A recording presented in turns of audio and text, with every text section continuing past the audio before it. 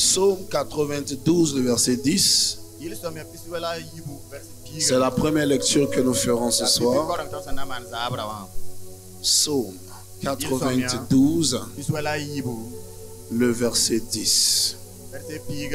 C'est la première des deux lectures que nous allons prendre.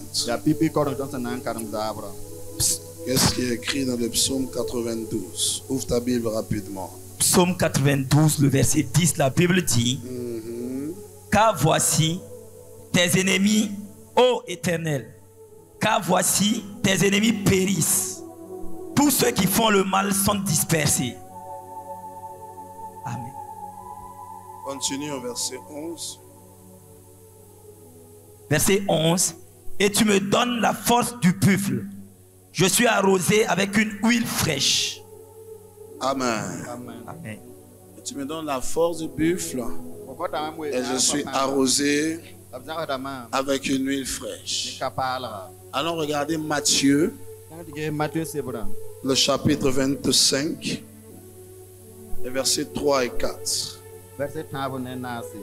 Les folles, en prenant leur lampe, ne prient point d'huile avec elles. Les folles, en prenant leur lampe, ne prient pas d'huile avec elles. Mais les sages prient avec leur lampe. Elles prient avec leur lampe. De l'huile dans des vases. Elles prient de l'huile dans des vases en plus de leur lampe. D'accord? J'aimerais parler brièvement avec vous ce soir d'un sujet intitulé une huile fraîche. Une huile fraîche. Il n'y a pas très longtemps, nous étions en train de parler d'une manière ou d'une autre à propos de ce sujet. Mais j'ai été conduit à revenir sur ce sujet de l'huile fraîche. C'est vraiment dans un autre niveau pour aider l'église ce soir, afin que nous puissions marcher dans une huile fraîche. Si tu es prêt, dis Amen et je commence. Qu'est-ce que c'est que l'huile? L'huile de prime abord est un produit alimentaire. Dans notre contexte général, qui est le produit de la pression de certains fruits ou de certaines plantes. Et c'est un liquide avec des facultés spéciales. Et aujourd'hui, il y a plusieurs déclinaisons de l'huile. L'huile peut avoir un aspect alimentaire. Il y a l'huile aussi qui a une qualité énergétique. Il y a une qualité énergétique. Il y a l'huile aussi qui a un usage mécanique. Et quel que soit l'usage qu'on en fait, l'huile se révèle important en tant que facilitateur. L'huile se révèle important en tant que facilitateur. Parce que ses facultés et ses propriétés permettent d'obtenir une certaine lubrification. Permettent de pouvoir faciliter l'avancée, l'énergie, ou alors le volet mécanique. Bref, l'huile a plusieurs usages à travers le temps. Au-delà de cette définition purement physique et naturelle, l'huile renvoie à un mécanisme d'opération divin. L'huile renvoie à un mécanisme d'opération divin. L'huile vient comme pour cristalliser ou pour refléter dans le naturel une manifestation du Saint-Esprit. Une manifestation du Saint-Esprit. Voici pourquoi depuis l'Ancien Testament, lorsque les hommes devaient commencer à être établis par Dieu, l'instruction a commencé à venir de la part de Dieu que l'huile soit mise sur la tête de ces personnes. Des personnes comme les prophètes, des personnes comme les rois, plus tard des personnes comme les sacrificateurs. Cette instruction est venue de Dieu. Ça veut dire que celui qui représente son action par cet élément, ce n'est pas l'homme, c'est Dieu lui-même. Ce n'est pas un homme qui a dit je vais prendre lui pour symboliser quelque chose de Dieu. Non. C'est Dieu lui-même qui dit il y a un travail que je fais déjà avant que vous n'ayez même la réalité de l'huile, avant que vous n'ayez l'élément physique de l'huile. Dans le jardin d'Éden, la notion de l'huile n'existait pas. Parce que l'huile n'existe pas à l'état naturel. Ok? L'eau existe à l'état naturel. Tu peux trouver ici de l'eau, tu peux trouver ici un fleuve d'eau que personne n'a mis là. Mais partout où il y a l'huile, il y a eu un procédé. D'accord? Partout où il y a l'huile, quelqu'un l'a fait exister. L'huile, même s'il existe, il existe dans une forme que personne ne voit. Il faut un procédé pour le faire sortir, pour le faire apparaître. Et comme Dieu est le créateur, rien n'existe avant lui. Tout ce qui existe a été fait par le procédé de sa création. Alors voici pourquoi Dieu aime l'image de l'huile. Voici pourquoi Dieu aime l'image du vin. Parce que ça n'existe pas. Personne ne peut me dire j'ai trouvé une source de vin dans mon village. Alors ça coule d'un rocher. Et puis tu n'as qu'à seulement mettre un verre. Et puis tu vois le vin. Non. Quelqu'un doit faire exister. Et comme tout ce qui existe, c'est Dieu qui l'a fait exister. Voici pourquoi il aime l'huile. Parce que l'huile, on doit la faire exister. Est-ce que vous comprenez? J'ai mentionné tantôt le vin, qui est aussi l'une des références. Par exemple, pour décliner l'opération de Dieu par le moyen du sang de Jésus. Mais là, ce n'est pas notre sujet. Pourquoi encore Dieu aime l'huile? À cause même du procédé d'obtention de l'huile. Pour que l'huile soit obtenue, il faut un processus de pression. Ça veut dire que tu dois prendre de l'olive. L'olive qui est un fruit de l'olivier. Tu dois le prendre en une certaine quantité. Tu dois battre ces olives afin de détacher la chair du noyau. Et tu sépares le noyau de cette chair. Tu récupères la chair. Et cette chair passe par un processus de pression. Voici pourquoi lorsque Jésus a emmené les disciples pour prier avec lui, il les a emmenés dans un jardin appelé Gethsémane. Or, Gethsémane signifie le jardin du pressoir. Du pressoir. Et vous verrez que ce n'est pas anodin parce que ma Bible dit à Gethsémane, pendant que Jésus priait, c'est comme s'il était pressé parce que sa sueur était comme des grumeaux de sang. Le seul moyen pour que un homme normal génère du sang par ses pores, c'est qu'il y a une espèce de pression. Alléluia. Et même si une femme me dirait, mais je n'ai aucune pression, mais cependant, à une certaine période, il m'arrive de mettre du sang, je te dirais que le sang est l'expulsion de la pression exercée par ton utérus. Ok? Oh, dis amen et j'avance. Partout où le sang sort, il faut une pression. Alors Jésus saignait par sa transpiration. Parce qu'à Gethsémani, il était au pressoir. Or, pour obtenir lui, il faut le presser. Et je vous ai expliqué, avant la pression, il faut la séparation. Donc, Dieu sépare. Il met à part. Et quand il met à part, il te fait passer par un procédé pour te rendre apte à accomplir sa volonté et exercer son œuvre. Voici pourquoi il aime l'image de lui.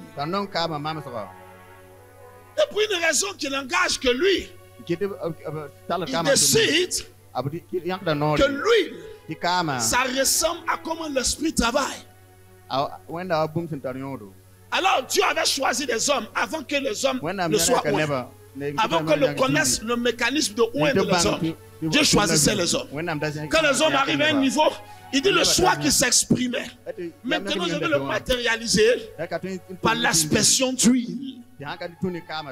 Donc voici comment important représente l'huile. Mais au-delà du facteur naturel de l'huile, même utilisé dans le processus de l'onction d'huile, l'huile existe, pas en bouteille. L'huile existe, pas dans un bidon.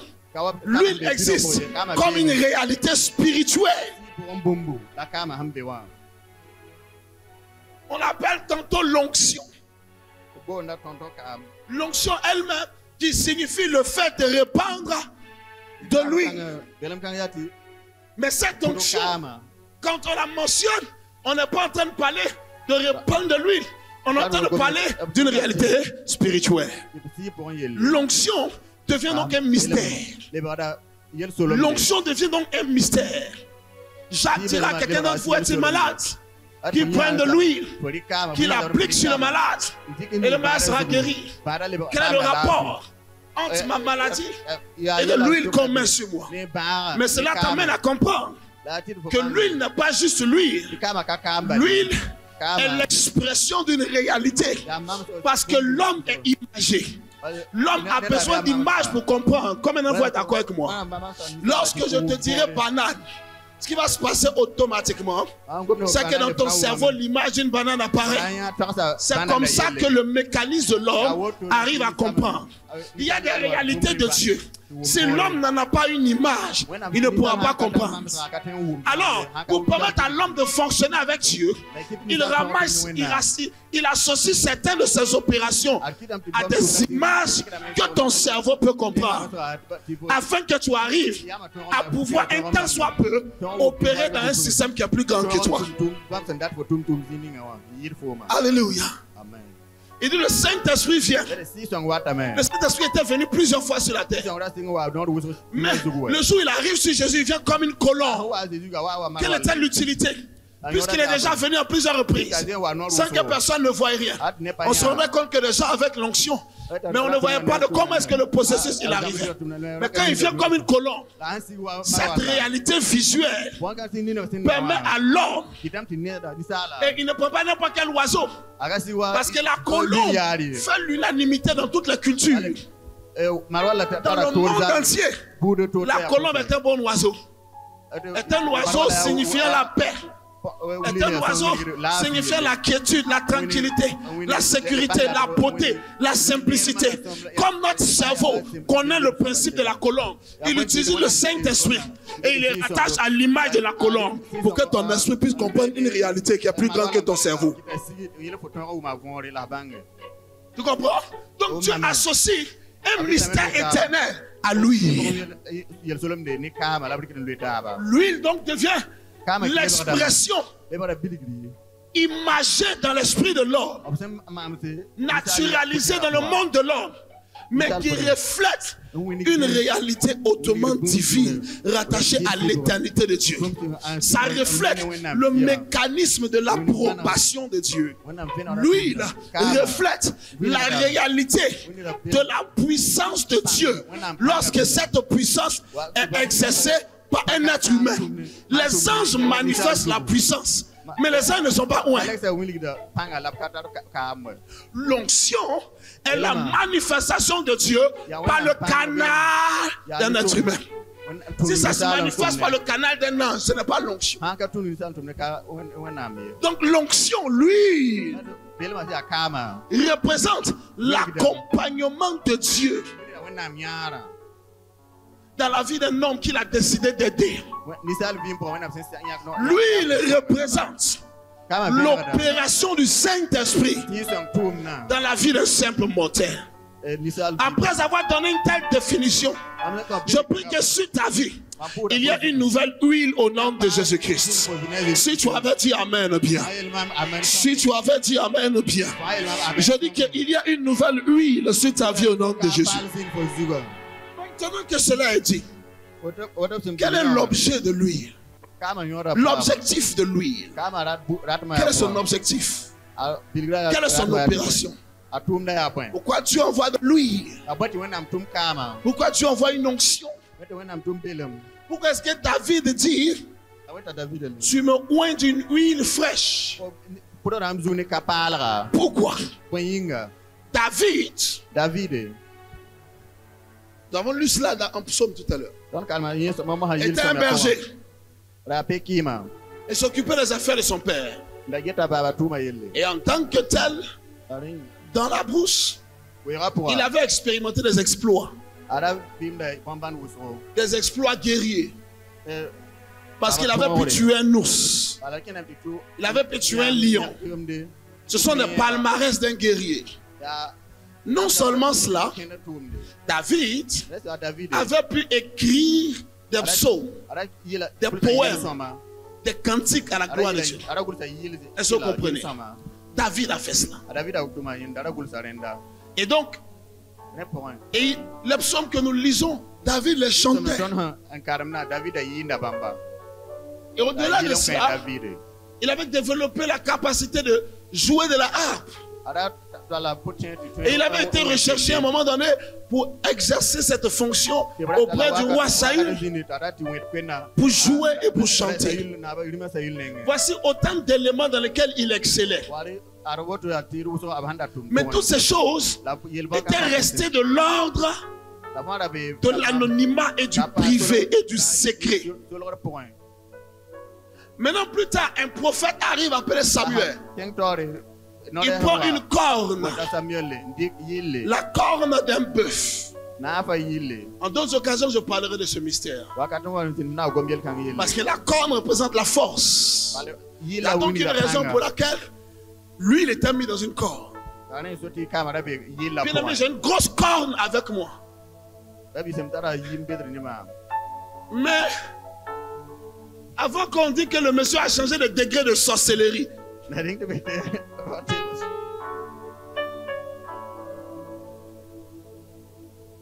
donc, c'est pour ça que je n'ai pas encore sorti ma corne. Mais un matin, quand tu vas me convaincre sans regarder au visage de quelqu'un, je vais mettre l'huile dans ma corne et je vais oindre quelqu'un avec. Parce que c'est de Dieu. Amen. La corne représente la force. Et il y a entre la force. Vous voyez pourquoi il dit? Il dit, tu me donnes la force du buffle. Et il dit, tu me oins. Tu m'arroses une huile fraîche. Il y a une corrélation parce que lui te donne la force. Mais le jour que David est oint, aucun de ses exploits n'était désormais secret. Ils sont tous devenus publics. La prochaine chose qui est arrivée après qu'il était oint, c'était qu'il a tué Goliath devant des milliers de personnes. Donc l'onction n'était pas nouvelle. Puisqu'il avait tué le lion et l'ours, personne ne savait. Mais l'onction mise sur sa vie a révélé l'onction qui était dans sa vie. Donc il y a deux catégories de l'onction. Il y a l'onction intérieure et il y a l'onction extérieure. Il y a l'huile intérieure ou personnelle et il y a l'huile extérieure ou publique. L'huile intérieure avait déjà permis à l'enfant de faire des exploits. Mais personne ne le célébrait. Parce que l'huile extérieure n'a pas été posée. Quand cette huile a été mise, elle a révélé le dépôt caché, le mystère caché, les accomplissements cachés. Et désormais, il ne pouvait plus être un anonyme. Désormais, il ne pouvait plus se dissimuler. Désormais, il ne pouvait plus s'occuper de quelques moutons dans la bouche. Il devait s'occuper de milliers de personnes dans la nation. Parce que lui, sur sa vie, l'avait révélé. Je veux prier pour toi ce soir. Que l'huile de Dieu vienne pour révéler ton dépôt aux yeux de ton monde et de ta génération. Que l'huile de Dieu vienne pour révéler ta grâce aux yeux de ta génération. Que l'huile arrive sur ton travail et que les hommes commencent à te rechercher de partout. La qualité de ton amen détermine l'accomplissement de cette parole dans ta vie. Assieds-toi. L'huile intérieure vient pour te donner l'équipement pour marcher avec Dieu. Marcher avec Dieu implique ta volonté de l'huile. Parce que tu pourrais être plein de bonne volonté, mais le manque de l'huile dans ta vie fera que tu n'arrives pas à fonctionner. L'huile vient donc et s'inscrit comme un facilitateur de ton intimité avec Dieu. L'huile intérieure est ce qui crée l'énergie de la prière en toi. L'huile intérieure est ce qui garde tes yeux focalisés sur la vision de Dieu pour toi. Quand tu perds l'huile intérieure, et tu peux la perdre par la distraction, et tu peux la perdre par le péché, tu peux la perdre par certaines connexions, certaines associations. Lorsque tu perds ton huile intérieure, ou alors elle tarit, ou alors elle n'est plus fonctionnelle, ce qui se passe, c'est que tu perds le regard sur la vision. Tu es distrait, tu es éparpillé, tu es dans d'autres chemins que ceux que tu sais qu'est le chemin de Dieu pour toi. Mais tu n'arrives même pas à avoir la capacité. Il y a des gens qui pleurent parce qu'ils veulent prier. Ils n'arrivent pas à prier. Ils sont peut-être déçus et désolés parce qu'ils veulent prier. Mais en dépit de leurs bons sentiments, ils n'arrivent pas à décoller. Parce que la volonté peut être là, mais si l'huile te fait défaut, ta capacité d'opérer est devenue caduque. Que l'huile restaure ta vie de prière ce soir au nom de Jésus. Église, que l'huile restaure ta vie de prière ce soir au nom de Jésus. Que l'huile restaure ta vie de prière ce soir au nom de Jésus-Christ. L'huile est un facilitateur de ta communion avec Dieu. L'élément de l'huile en toi est ce qui fait en sorte que la spiritualité prend le dessus dans ta vie au côté charnel. Parce que l'homme a un côté charnel, il a un côté spirituel. Quand l'huile tarit, le charnel prend le dessus. Quand l'huile remonte, le charnel cède la place. Il y a un niveau de l'huile. Même si tu dis je suis une personne qui a la colère, je suis une personne colérique, la colère est rattachée à la chair. Lorsque l'huile monte en toi, tu peux être en colère, mais ta manière de l'exprimer, tu seras choqué. Elle sera plus violente, elle sera plus destructrice. Tu seras étonné comment est-ce que tu es en colère, mais tu as plein de compassion pour la personne pour qui tu es en colère. Tu seras étonné que tu es en colère et tu as plein de pitié pour ne pas détruire la personne qui t'a offensé. Amen. L'huile en toi développe et amplifie l'opération des fruits de l'esprit.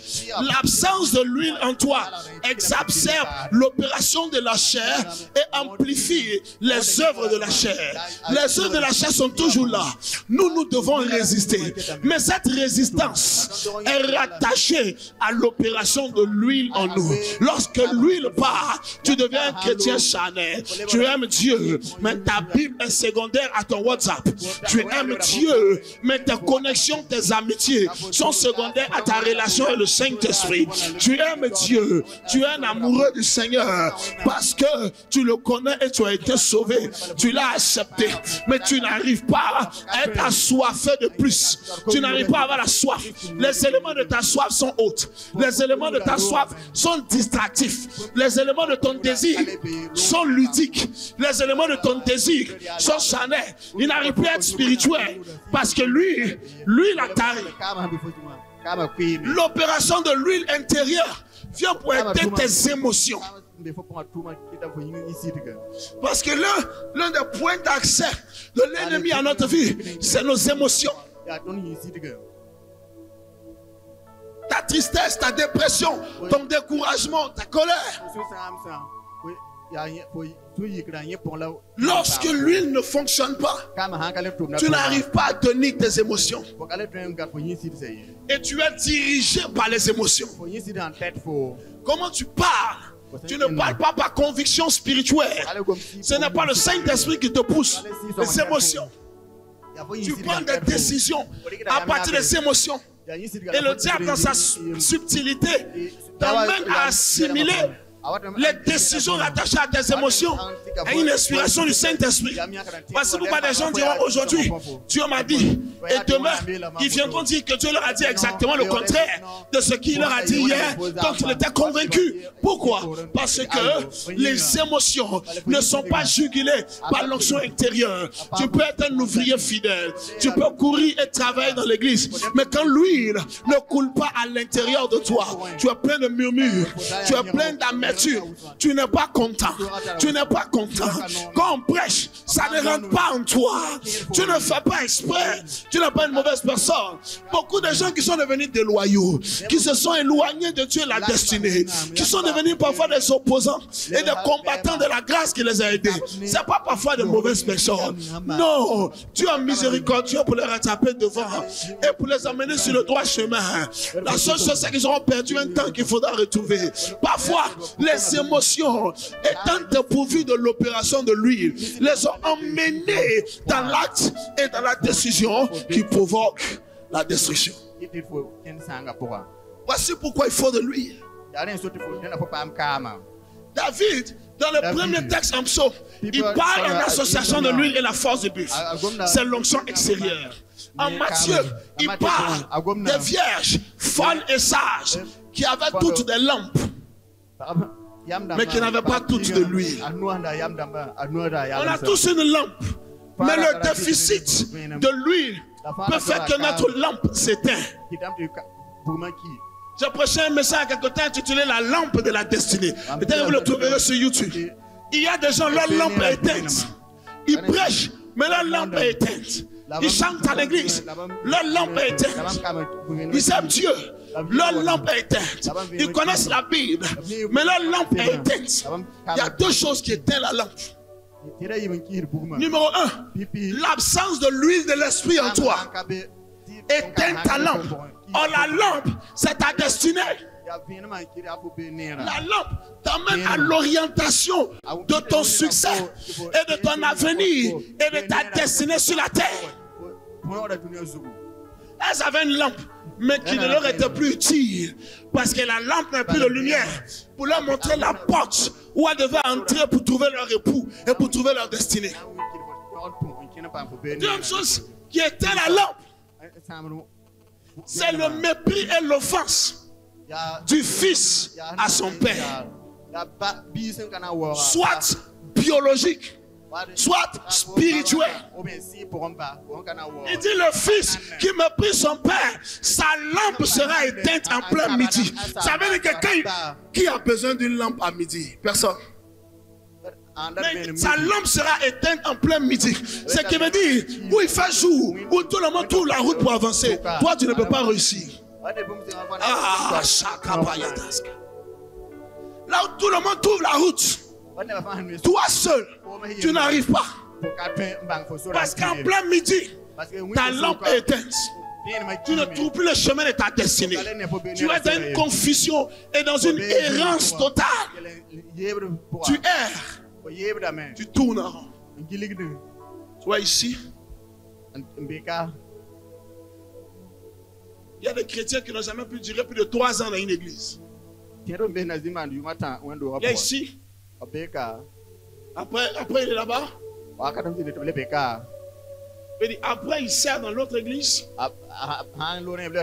Complètement confus. Parce que le système est le même. La loi qui régit l'église est la même. Les gens décident par l'émotion. Parce que lui n'opère pas. Quand lui l'opère, elle tient tes émotions. Elle t'emmène à agir selon la volonté de Dieu. Et non par rapport à comment tu te sens maintenant. Amen. Et non par rapport à comment tu te sens maintenant. C'est l'opération de l'huile intérieure. L'huile intérieure, elle développe ta force intérieure. Elle développe ta force intérieure. Parce que la bénédiction des Nord ne dépend pas de l'huile extérieure, mais de l'huile intérieure. Elle te bâtit, elle te rend fort, elle te rend star. Tu n'es pas balancé par les vents. Tu n'es pas balancé par les tempêtes. Tu as une assise parce qu'il y a une huile qui coule en toi. C'est comme quelqu'un qui a beaucoup d'argent. Il a posé et il est car. Quand quelqu'un est agité, il n'a pas beaucoup d'argent. Celui qui en a vraiment beaucoup. Écoute-moi, il en a tellement que ça les rend humble. Oui. Si tu as déjà vu le riz, l'épi de riz qui est mûr, ou l'épée de blé qui est mûr, c'est incliné. Celui qui se tient droit comme ça, il n'y a rien dessus. C'est lui qui n'a aucun fruit. C'est lui qui est droit comme ça. Celui qui est chargé de maïs et chargé de blé, il est trop lourd, il s'incline. La richesse à un certain niveau, ça te rend humble. Tu es tellement riche jusqu'à tu as honte. Non, il y a des gens, si tu les demandes, tu appelles la maison, comment il te dit non, laissons. Il est même gêné parce qu'il n'a pas envie de te choquer. Quand quelqu'un commence à bavarder, non, il a juste été visité temporairement et momentanément. Alors ça a activé ses sens et il a besoin d'exprimer cette richesse. Quand quelqu'un est assis dedans, même pour s'habiller c'est compliqué. Il est sain parce qu'il est lourd. Il est lourd. C'est son contenu qui est brillant. Que Dieu te donne cette lourdeur. Ah, le propriétaire de cette parole n'est pas à l'église ce soir. Que Dieu te donne ce poids au nom de Jésus. C'est comme ça l'onction intérieure te bâtit. Il te fait passer les crises de la vie avec une sérénité qui choque les gens. Une dame est venue me voir hier et me dit il faut que je prie pour elle. Le pasteur l'a chassé. Il a dit, t'as chassé comment? Elle dit non, il a pris son téléphone, il m'a appelé. Il dit toi, plus jamais revenir dans cette église. J'ai commencé à rire. Il a dit ok, vous comprenez, nous autres, on porte. Il n'a jamais chassé quelqu'un. Même les pires sorciers. Non. Mais il y en a qui ne tiennent pas. Ça fait au moins 2 ou 3 soeurs comme ça qui sont venues me voir, me dire que leur passé les a chassés. Elle demande même pardon, il ne répond plus là. Elle a parlé, dit non, non, que j'ai pardonné, mais elle n'a qu'à aller dans une autre église. Il ne faut plus qu'elle vienne dans cette église. Parce que c'est parfois dur à porter. Si tu es émotif, tu vas chasser tout le monde. Laisse que l'huile te bâtisse. Quand elle t'a rendu prêt, maintenant Dieu te fait entrer dans la dimension de l'huile extérieure. L'huile extérieure arrive pour te révéler. Révéler ton don et ton talent. Te rendre important et recherché. L'huile extérieure te rend puissant. spirituellement puissant. Elle te rend puissant dans l'onction. Elle te rend puissant dans le leadership. Tu arrives à conduire les gens. Tu arrives à faire avancer les systèmes dans lesquels tu évolues. On te confie une petite chose. Au bout d'1 an, cette chose a pris de l'ampleur. Et elle a suscité même des enfants. Pourquoi? Parce qu'il y a une huile extérieure. Or, il y a une corrélation entre la dimension de l'huile extérieure et la dimension de l'huile intérieure. Plus ton huile intérieure monte, plus l'huile extérieure explose. Plus l'onction extérieure explose. Et cette huile peut venir te rendre riche financièrement. Parfois Dieu ne peut pas mettre cette huile pour te rendre riche. Parce que quand il regarde le manque d'huile intérieure dans ta vie, il sait que s'il met l'huile pour te rendre riche sur ta tête, il a causé ta perte et ta destruction. Alors, il va te bâtir dans l'huile intérieure encore jusqu'à ce que tu comprennes. Alors l'huile extérieure arrive. Quand cette huile arrive, tout ce qui est dans ta main commence à marcher. L'huile extérieure a une capacité de modulation. L'huile intérieure n'agit qu'à l'intérieur. Et dans le domaine de l'immatériel, de l'émotion et du spirituel, l'huile extérieure peut descendre sur ton ministère. L'huile extérieure peut descendre sur ton commerce. L'huile extérieure peut descendre sur ton business. L'huile extérieure peut descendre sur ton entreprise. Et tout ce qu'elle touche commence à exploser en résultat. C'est cette huile qui a touché Pierre et l'homme ne pouvait plus être arrêté. L'homme voyait le fouet et son cœur n'était plus menacé. Alors qu'à défaut de l'huile intérieure, il était en mesure de renier Dieu. Mais quand en 10 jours, en 20 jours, l'huile est restaurée à l'intérieur de lui. Quand en 50 jours, l'huile est restaurée à l'intérieur de lui. Parce que Pentecôte, ça veut littéralement dire 50e. Le mot Pentecôte, ça veut dire 50e. Donc quand on dit la Pentecôte, on est en train de dire ce qui s'est passé le 50e jour. C'est ce que ça veut dire. Pentecôte veut dire 50e. 50 jours après la Pâque. Au niveau de la Pâque, l'homme a régné Jésus. La dépression, le découragement, lui l'intérieur était morte. Mais 50 jours après que l'homme ait travaillé dans la présence de Dieu. Parce que après la Pâque, il y a eu la résurrection. Et Jésus est resté que pendant 40 jours. Et ils ont été rechargés. Lui, l'intérieur est en train de monter. Après 40 jours, Jésus part. Et il rentre 10 jours dans le jeûne. Lorsque après 50 jours, l'homme est requinqué dans la dimension de l'huile intérieure. L'huile extérieure vient sur sa tête. Ce n'est plus un homme ordinaire. Tu ne peux plus blaguer avec lui. Tu ne peux plus jouer avec lui. Il parle aux puissants. Il n'est plus effrayé. Il n'est plus intimidé. Et comment le mort, il revient à la vie. Son nom guérit les malades. Il n'a pas calculé. Il n'a pas prévu. L'huile extérieure produit des résultats qui dépassent ton imagination. L'huile extérieure produit des résultats qui sont au-delà de ton calcul et de ton imagination. Mesdames, mesdemoiselles et messieurs, ce soir, sous le son de ma voix, que cette huile arrive sur ta vie au nom de Jésus. Nous espérons que Dieu vous a fait du bien au travers de ce message. Suivez-nous sur nos pages YouTube, Facebook pour plus de contenu édifiant dans la parole et dans la puissance. Abonnez-vous et activez les notifications pour être informé à la publication de tout nouveau contenu et partagez massivement. Que Dieu vous bénisse.